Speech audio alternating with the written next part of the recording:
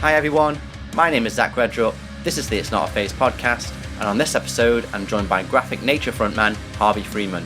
We talk all about their debut album A Mind Waiting to Die, writing lyrics surrounding mental health, the changing perceptions of nu metal, working with producer Sam Bloor, shooting music videos, and loads more. Now, if you enjoyed this or any other episode of the podcast and you want to show your support, there's a few ways that you can do that. Number one, leave a rating and review wherever you're listening to this. It takes just a few seconds and it really does help. Number two, share this on your social media, whether that be Instagram, Twitter, Facebook, wherever. Or number three, if you want to go the extra mile, you can pay a little bit each month to join the Patreon, and in return you'll get access to episodes early along with some other perks, or you can pick up some merch from the store. All the links to that and the podcast socials where you can follow us can be found at itsnotaphase.co.uk. That's itsnotaphase.co.uk. And now with all that out of the way, let's jump right into this week's episode of It's Not a Phase. What's up everybody? Thank you for joining me on this episode of It's Not a Phase, where I'm joined by Harvey Freeman, who is the vocalist for Graphic Nature. How are you doing, dude? I'm good, man. I'm good. How are you? Yeah, all good, man. All good. So I believe the band's name was taken from a Deftones song from the Koi no Yokan album. Is that right? Yeah. We liked that. It was before we even had any music. We liked the idea of the name and kind of stuck with it while we were figuring out what the sound was. But right. We were dead set on just keeping the name, whichever sound we went for. So yeah, we had it way before we had any music. So would have been a bit of a strange name if you went down decided to become a folk band. Yeah. It would be like the greatest thing.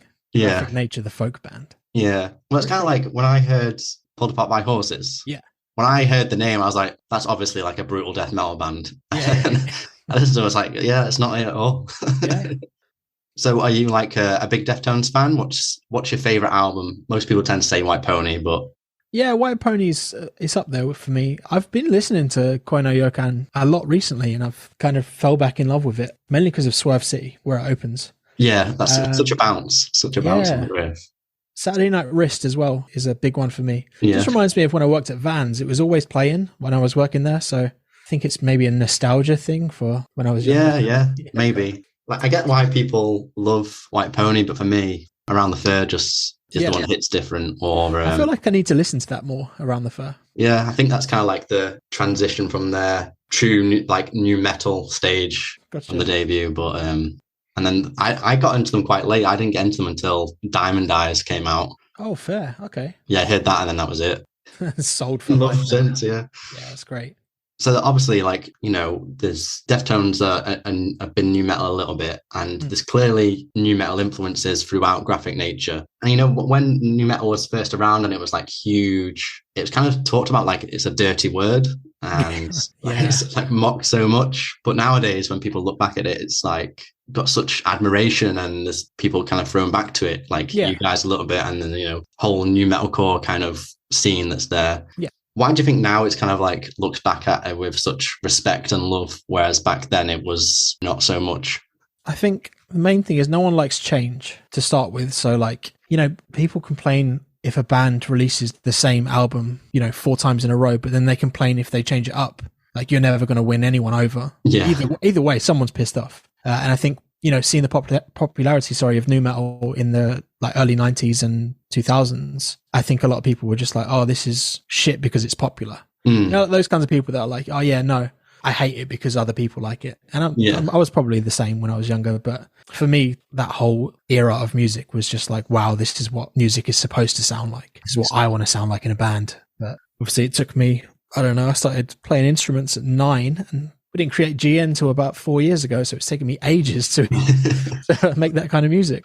But yeah, I think I don't know. I think it's like fashion, isn't it? Like, things come in and out of fashion, but like trends always recur. So obviously you get the kind of 90s grunge look, which was very much a key thing in the 90s, but then you see it kind of resurge in the 2020s. Everything comes back around. It's just like it was never shit. It's just waiting its turn again. And I think we've been waiting our turn for 20 odd years to make a band like this. So it's great. I haven't known them for 20 years, but if I did, we would have made it way quicker. Yeah, and it's good that you guys are coming around at the time that you are, because like I say, nowadays new metal's looked back on and, like I say, admired and loved. Yeah. And the fact I wouldn't personally class you guys as a new metal band, but I think me neither. the influences are clear though. You can hear it in certain songs and stuff. I think that's the cool thing about music is you can take influence from all kinds of places and adapt it into your own kind of unique way of performing said type of music, if that makes any sense. That's just a really cool thing. And, you know, people are always going to be like, oh, you're ripping off this band or you're ripping off that band. It's like, yeah, how do you think we got to this point in the first place?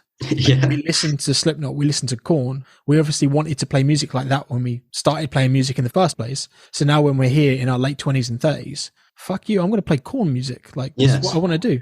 We're not one of those bands that like shies away from saying that we're influenced by a certain band. Like, sure, whatever. The amount of people that are like, oh yeah, you sound like Slipknot. I think that's an insult. Like, that's like the best thing you could say. Yeah. Fucking awesome. I mean, the only thing you're missing from that kind of Korn sound is the scat vocals. You've not quite done that, but album 2. Yeah, there's time. It'll work. Moving on to Graphic Nature, your debut album, A Mind Waiting to Die, out February 17th. How are you feeling about finally putting this record out there, your debut full length? Nervous. It's one of those things where like I kind of want to put it out there and then just never be told about it ever again. Like, don't tell me if you like it or you dislike it. It's cool, whatever. I can't say compliments very well. So if people like it, I kind of feel like, oh, who's told you to say this? And if people dislike it, I'm like, you have got far too much time on your hands to be writing why you dislike something on the internet. Yeah, I think it comes with like the vulnerability, I think, of putting something out there that you've created onto the internet, especially of all things, for people to just nitpick and tell you why you're shit at your job. Yeah. It's a weird thing, but I'm really proud of what we've done and I'm grateful that we've had the time to make the album. It's weird having a physical vinyl of our record, which is cool. Yeah, I'm nervous and excited. I think I've said that in every interview. I'm just nervous and excited in two ways. Yeah. Just need to wait for the day to roll around and then you can actually know if you were right to be nervous and excited. Yeah.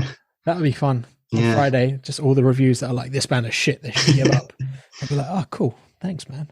We talked about like obviously the apprehension of negative feedback and how that kind of feels. And I think especially for one, you being the vocalist and lyricist, and two, the kind of things you write about, you know, mental health, kind of your own personal struggles and tribulations and stuff like that. I guess obviously that's an extra thing to be kind of anxious about. Like, how is this going to sit with people? I don't mind the fact that it's out there, and I don't care. Like, we've had so many comments that people are like, oh yeah, the band's good, but the vocalist holds them back. And I'm like, okay, sure. Like, do you want to join GM? Like, see what you can do. Like, it's fine. Yeah. I don't care about that kind of shit. Like, I can do what I do just fine, and I'm confident in my own vocals. But if someone wants to, you know, shit on the lyrics or whatever, I don't think they've got a leg to stand on, really, because I'm doing it completely from a place where I feel like needs to be spoken about. I haven't pulled any of the material like away, so it's not real kind of thing. Like, it's not meant to be triggering to anyone, but it's still not meant to be censored for anyone. It's just, that's how it is,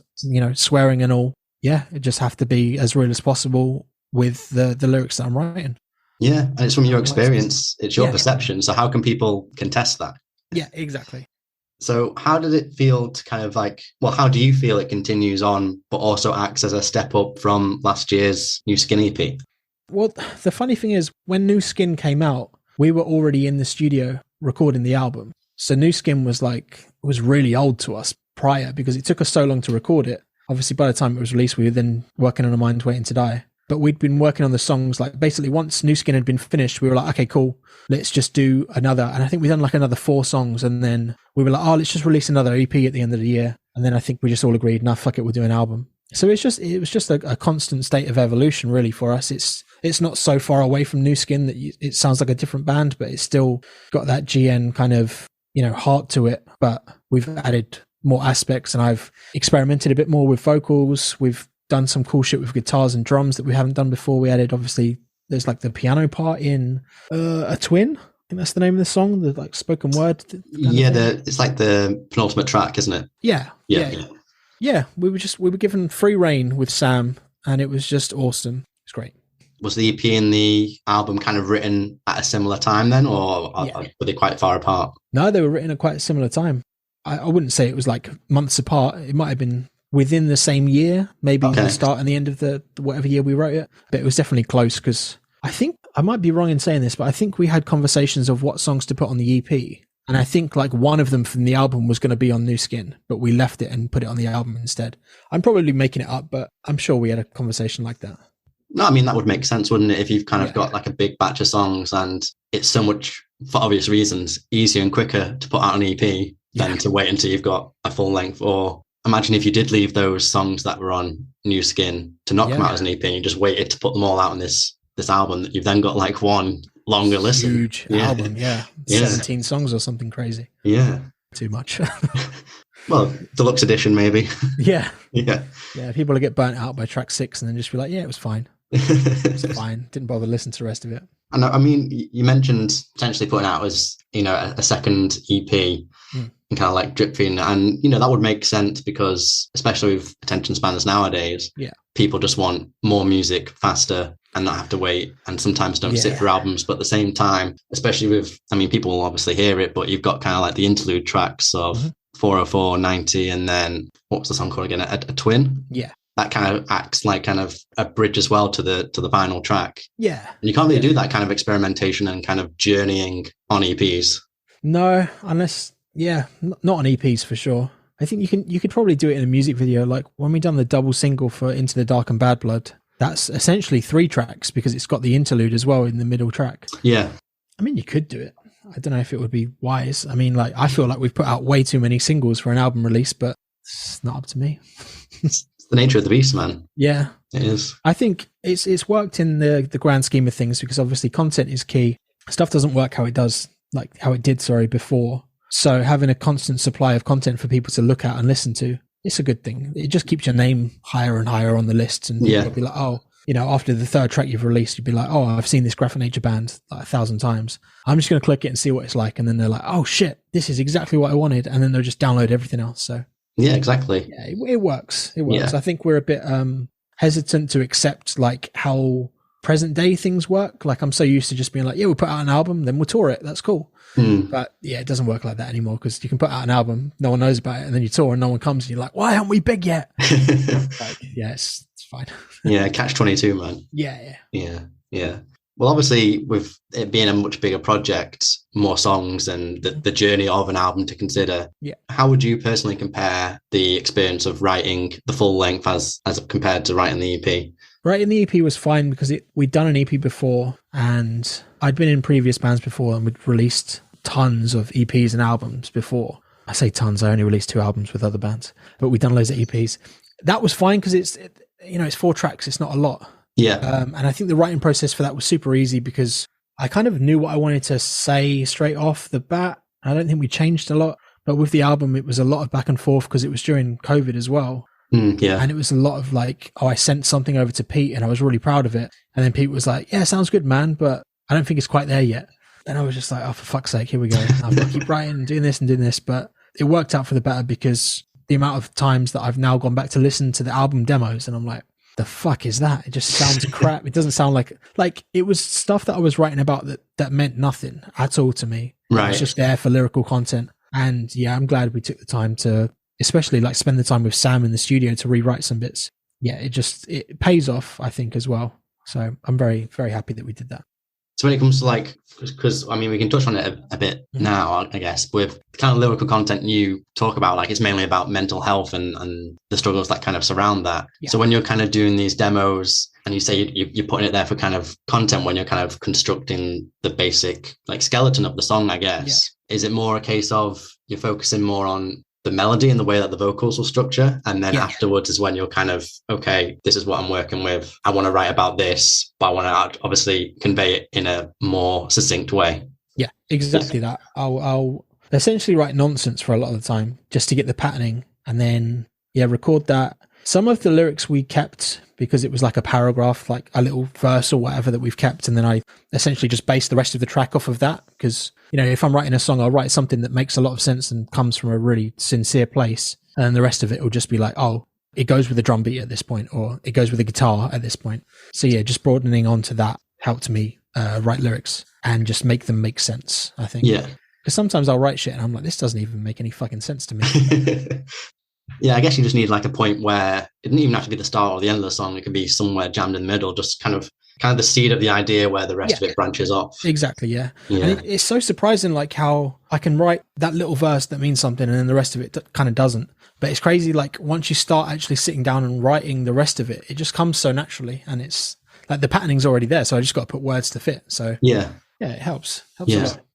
Well, obviously with being a full length and there's more experimentation, you've kind of let through as well some more electronic influences. So you've got kind of like a drum and bassy kind of beginning on the Bad Blood video, and then there's like subtle dubstep undertones on Headstone as well, I noticed. Yeah. Would you say that's kind of like a big part of the band, like drum and bass, dubstep, kind of like some EDM influences? Yeah, for sure. Especially for like Pete's side. Pete's our guitarist. He listens to a lot of garage and drum and bass. So any chance he can implement that into a song, I think he just goes fucking wild with it.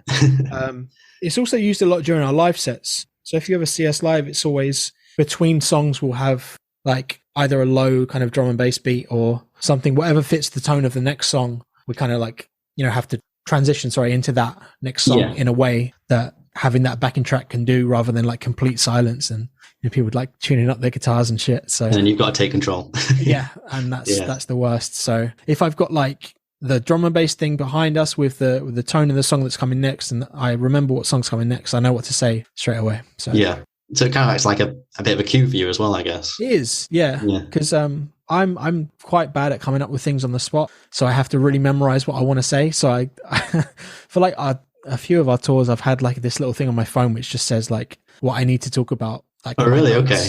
Just so I don't forget. Yeah. I can go off on a tangent and just talk about whatever, but I need to talk about things that actually matter and not, has anyone seen The Last of Us? Like, like pub bands when it's like, oh yeah, anyone watched the game yesterday? Yeah, it was great, wasn't it? It makes sense. It makes sense. Like especially like if, if someone's like tuning up or, something's gone wrong and something has to be like fixed.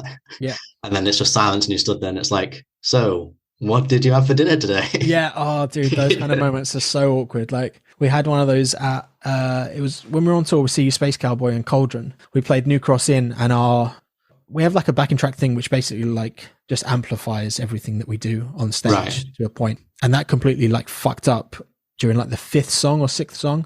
We only had like 2 or 3 left, but it was like Pete just turned around to me and he was like, just tell him it's done, man. Like, that's it. And I was like, oh, for fuck's sake. Oh, no. But that led me into be like, thank you so much for being here. Like, I know it's short, but the fact that you were here is great. Like, at all, it's just awesome. So, yeah, it worked out for the best. It's better than being like, oh, what's going on? What do you mean? What do you mean it's not working? Like, those kind of band moments, and you're just stood there like, this is really awkward. I don't like it. Oh well, that's one way of saving it, I guess. Like, just cut your losses. Just be appreciative. Like, leave them wanting more. Yeah, like that's it. Tease them. Yeah. So you talked about the kind of double video of Into the Dark and Bad Blood earlier, because obviously those 2 tracks aren't side by side on the album. What about those 2 tracks made you want to link them together into like one kind of release video? Like, is there something about the 2 that kind of there's a link between the 2 of them? No, there's no link. They're quite lyrically different, but I think they were 2 of our favorite tracks, and because it was the first release of the album cycle, I think it was the first one. It might have been the second one. Probably was the first. We just wanted rages for the first release, and I think most of our songs are just really heavy, and I don't know whether it's a turning off point for people or if they want more diversity with our music, but it's just angry all the way.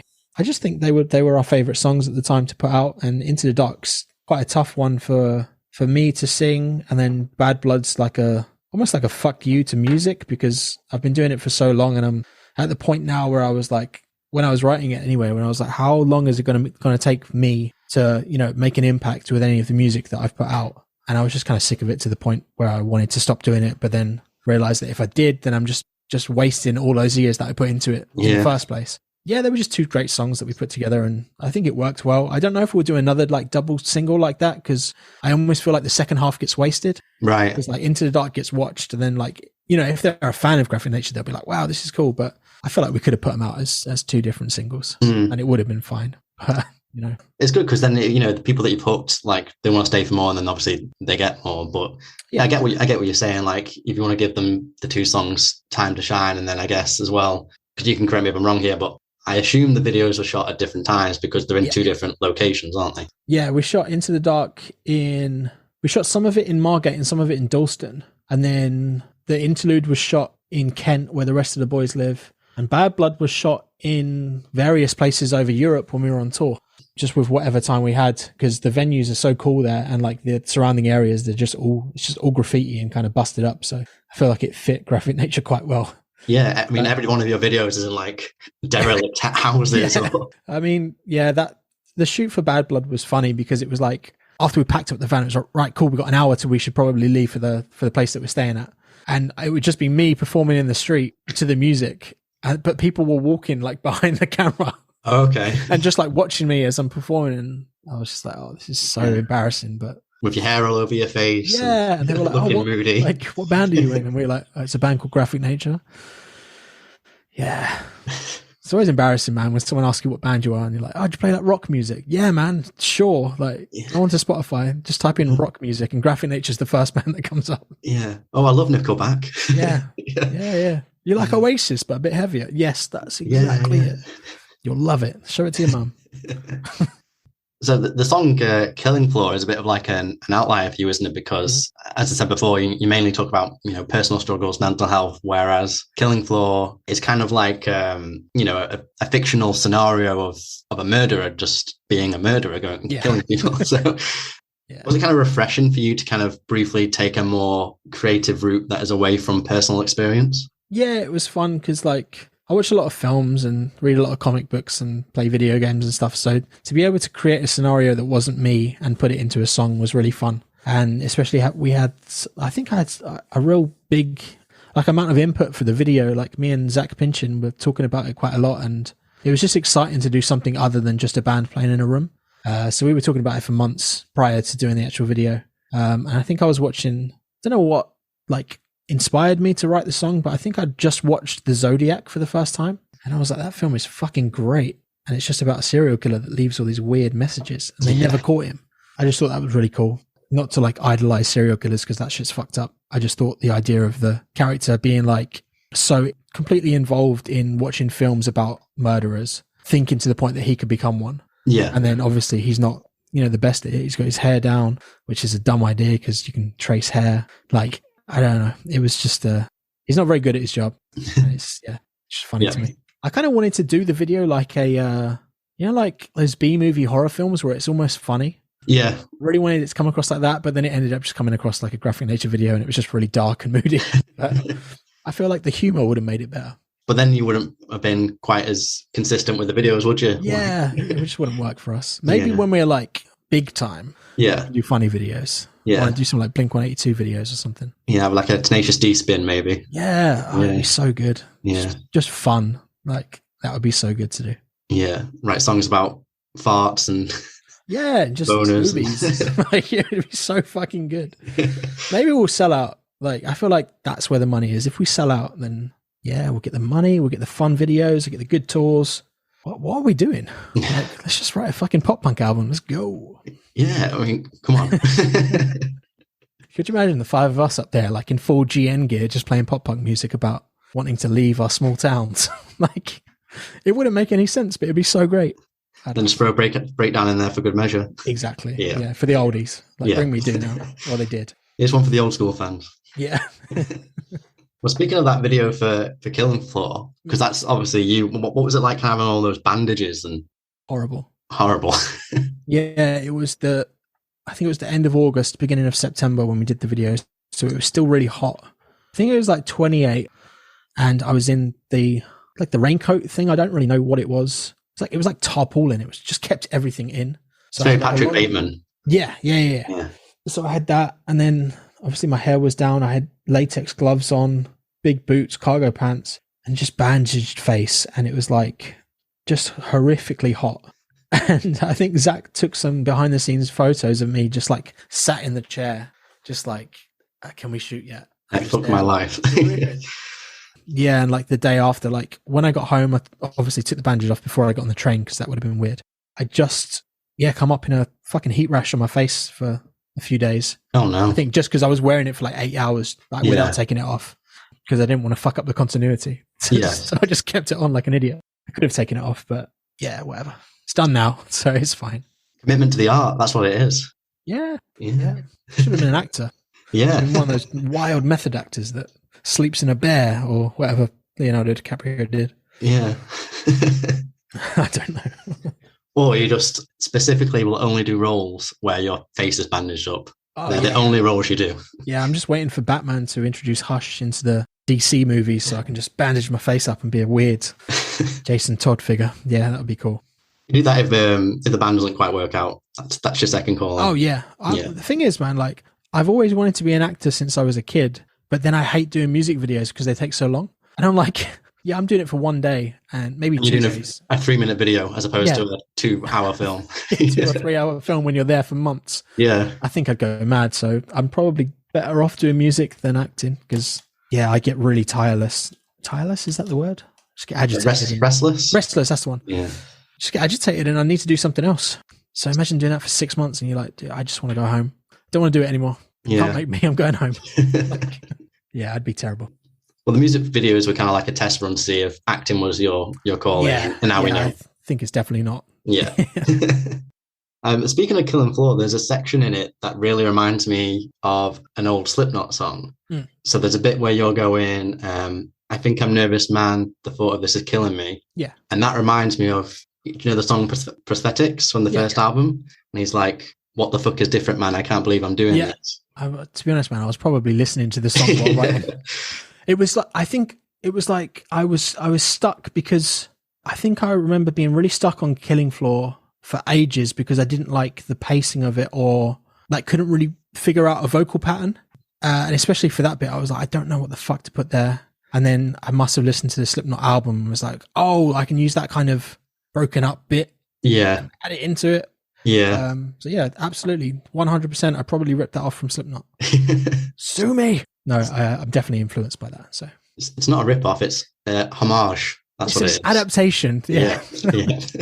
Yeah, I'm dude, you picked up on that and I completely forgot about it. So yeah, I mean, I was just listening to it, I was like, I'm sure I've heard that pattern before. And I listened to the song, I was like, it sounds similar. It's not a rip-off. I'm not claiming you. Wait until you hear so yeah, I mean, you've probably noticed already. The end of Bad Blood, you can perfectly sync it up to the end of fucking hell, it's a Limp Bizkit song.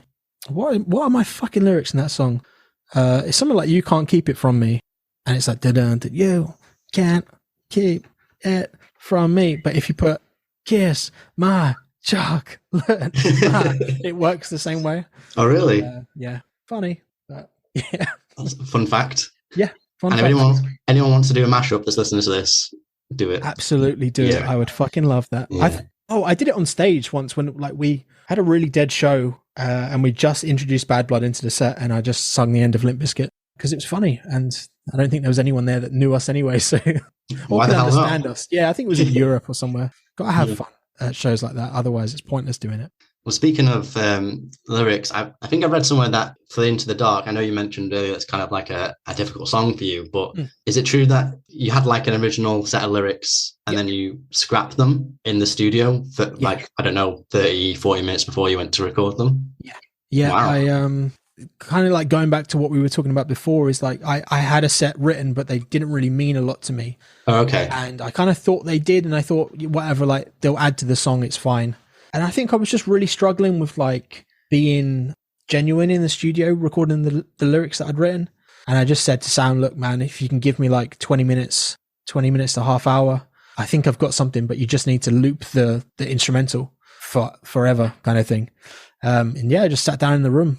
And there's something really like special about that vocal booth. I don't know what it is. It's probably got like a spell on it or something, but because it's so quiet and like just weirdly isolating, it really gives you the time to think and just focus. And I think that really helped with writing the song. And dude, yeah, the lyrics come out in like 10 minutes and I was good to go. And it's one of the most honest songs I think I've ever written. So yeah, I'm glad that we took the time to rewrite it and I'm glad with the way it turned out. I love playing it live. It's just fucking awesome. Yeah. What was it like working with Sam? I had him on the podcast recently. Yeah, what was it like working with him? I've known him for like 11 years. He used to be in this band called Talk Is Cheap. And I tried to help him make a music video. And we tried to get this. Do you remember the old TVs that were like coming out at the back? Yeah. So we got like a baseball bat to try and smash the TV up. Sick. And the baseball bat just broke in half. Oh, wow. Yeah.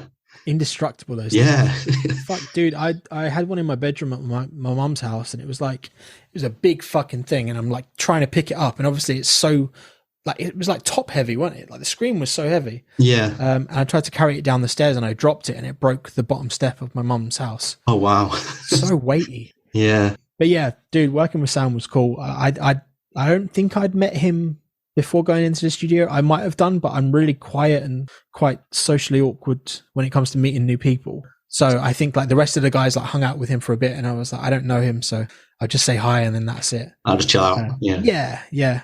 So when we got into the studio, it was really cool because it was like we'd known each other for ages, and he was really comfortable to work with. Quite a fucking grafter as well. Like the amount of times I come into the studio and he's like, "You comfortable doing 3 songs today?" And I'm like, "Dude, I don't even know if I can do 1, but sure, let's go." Most times we got at least 2.5 out, but shouting for like 8 hours a day is a tough thing. Yeah. Especially to keep it consistent with how the other songs sound. Like you start to burn out a bit afterwards, and you might not be able to hold like a scream for a long time as you normally would in the morning. So Sam was really cool with that. He gave me a day off like midweek so I could recuperate, and we'd done some guitar stuff. Yeah, he's just, I don't understand how he's so good at what he does. Like the fucking product that we got back from him, I was just like, shit, this is what an album's supposed to sound like. Vocals are loud enough, the drums are fucking punchy, the guitars are sick. You sound like a real band now. Yeah. I was well pleased with it. So yeah, album 2 will definitely be going with Sam. I don't see any reason not to. Yeah, and he's just a geezer. I fucking love him. Well, how did you find Stoke? Did you journey around Stoke at all? Stoke was great.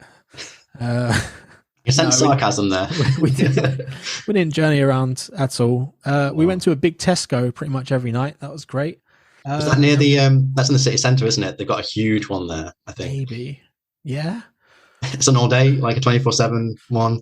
Probably. It was a massive one. Yeah. Basically, the only thing that we had near Lower Lane was like a co-op, and even then they had no food in there. Oh, great. So yeah, it was just Tesco. But I think like when we played Underground before, like one of the boys from Black Coast took me to the Forbidden Planet in Stoke, and that's awesome. Like the city centre was pretty cool, but where we were was just kind of, there was nothing there. So right, if anything, it helped because there was no distractions, there was nothing to do. That was cool. We'll be back this year, I'm sure. Yeah, maybe you can do some more sightseeing next time. Oh yeah, you have to show me, man. I never know where to go. Well, I was in Stoke for 3 years for uni. Yeah, and there's not really much there, to be honest. You've probably seen it all. There you go. Yeah, I've seen it all. Yeah. Tesco and Underground. That's about it. That's pretty much. Well, they've got like a shopping centre called the Potteries, but it's just like any standard shopping centre. There's not really much there. Nothing there. Yeah. No. Every city has that one fucking, shopping centre place, and it's like, here's a Lush and an Argos. Yeah. A TK Maxx and a Primark, and everyone's like, oh my God. Yeah. Go anywhere. At least they're consistent. Like with every city you go to, you're going to get someplace. Yeah. Yeah.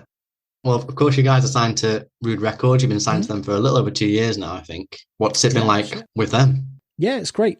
It took a little while for us to get used to each other in terms of like what we wanted from them and what they wanted from us. And it was a lot of back and forth, being like they wanted to put out some stuff that we weren't so keen on, and we wanted to do some stuff that they weren't so keen on. And it was a bit of just like understanding each other. And now we're at a point now where it's like they'll have a suggestion and I'll be like, cool, we'll try it. If it doesn't work, it's not on us, it's on you. We're openly trying things, and we're trying new avenues of how to promote our band and how to, just hop on. Like, for instance, now we have a TikTok. Okay. And TikTok has never really been that thing that I thought was a good idea for, a 30-year-old guy in a metal band.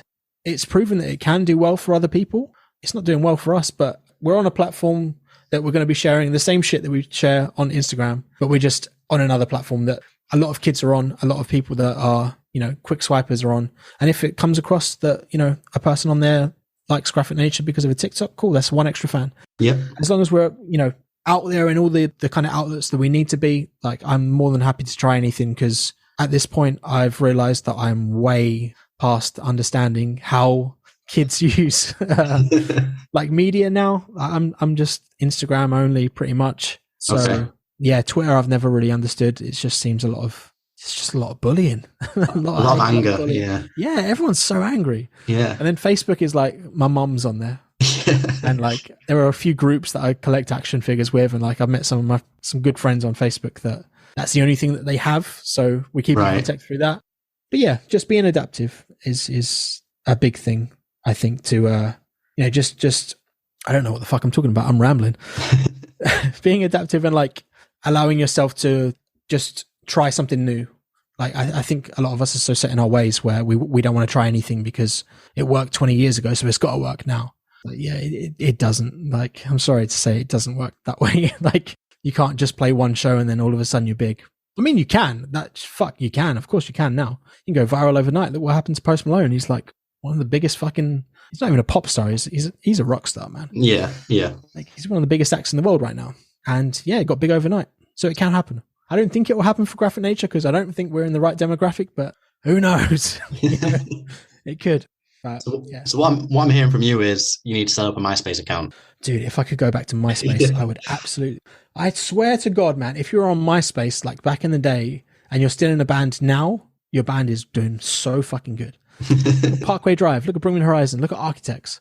They were all on MySpace. They're true, yeah. MySpace bands. I know. I think what we need to do is create a time machine.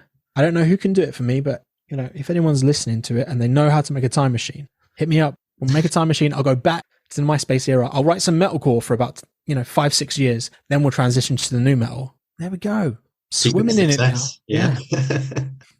I'll be living in a 2-bedroom apartment instead of a 1. Yeah. You've got a headline start at Collision Day Fest on March 25th, a headline tour in April, starting with a set at Loom Fest on April 15th. You've got Download Fest in June, which is crazy. Wild. We've got all those things planned already. What else is planned for Graphic Nature for 2023? We've just confirmed a couple of festivals that will be announced shortly, I believe. There's nothing we can talk about now because I think we're still in the process of like confirming everything up. Yeah, it's mainly festivals, which is really fun because we're not really a festival band. Like we get to play, one a year maybe, and that's cool. But yeah, we've got a lot, and I'm really surprised because I didn't think that we'd be that wanted, if that's the right word, like on these festivals. So that's cool. Some cool festivals. Yeah. I think we're trying to get on some like support tours for the end of the year. We want to do a headline show at the end of the year. Maybe do like a Mind Waiting to Die in its entirety at a show with like some of the EPs and stuff. So that's for future Harvey to worry about. But for now, let's just worry about Download and hoping it goes well. Yeah. Yeah, it should be cool. I'm excited. I'm sure it'll go down well, man. And like I said, I've heard this album a few times already. It's really, really good. You should be proud of it. And, Thanks. I mean, you'll see yourself in a few weeks once you've, it's all kind of the dust has settled a little bit and you've got time to reflect. But I'd be very surprised if you didn't get like more festival offers, more tour offers and stuff like that. So yeah, it's going to be a busy year for Graphic Nature in 2023. I'm confident. Yeah, I hope so. That would be cool. I'm just not going to go on Twitter. I'll leave Twitter. Like, if you got something bad to say about Graphic Nature, just say it on Twitter because I'll never see it. So yeah, we'll leave that to the angry people. But no, I hope it'll be a good year. I believe it will. But we'll yeah, I'm sure it will, man. But before I let you go and enjoy the rest of your evening, have you got any final words, anything else you want to say or plug anything we've not covered? The floor is yours. The album's out on Friday. It's quite good, and I hope you like it. We've got 3 variants of the vinyl, so I think Reed Records still have a few left, and it's like this kind of green wash kind of thing. We've got our own variant, which is like a solid turquoisey green, which is cool. And then the retail ones are the black. And I think you can get them at like HMV online, which is pretty fucking awesome. Cool. But there are loads of places to order the vinyl. We've got CDs, we've got tapes. We'll be releasing new merch ASAP. Other than that, tickets are on sale for the tour. Grab one. We usually post a link every week. If not, you can just head to the page and grab it there. Other than that, yeah, I'm easy. Nice, man. Well, thanks again, Harvey. I really appreciate your time. Yes, absolutely, man. It's been great. Best of luck with the album launch. Speak soon. Take care of yourself. Absolutely, man. Have a good night. See you soon. Bye. Bye. And that is it. Thank you so much for listening. Again, if you enjoyed this or any other episode of the podcast, then please leave a rating and review wherever you're listening to this. If you want to support the podcast further, you can go and give it a follow on social media, pick up something from the merch store, or subscribe to the Patreon to get early access to episodes. All the links can be found at itsnotaphase.co.uk. That's itsnotaphase.co.uk. Thanks again. Hopefully catch you on the next one. And remember, it's not a phase, it's a lifestyle.